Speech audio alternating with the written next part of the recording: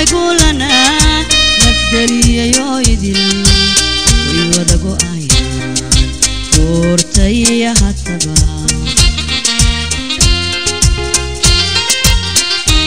magacayga waxa la yiraahdaa Faysal Xasan Jaamac waxaan ku dhashay sanadku markuu ahaa 1968 tuulada Balcaanle oo ka tirsan gobolka Togdheer waxaan qaatay diinta Masiixiyadda sanadku markii uu ahaa 1995 waxaan iminka ahay nin Masiixi ah kana tirsan kaniisadda Soomaaliyeed waxaan ka mid ahay culimada hoggaamisa kaniisadda Soomaaliyeed ee caalamiga ah waxaan ugu baaqayaa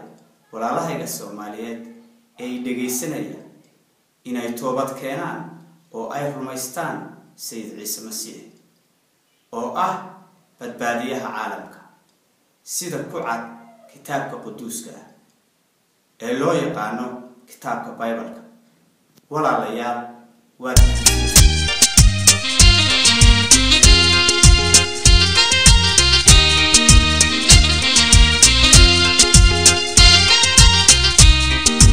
يريدو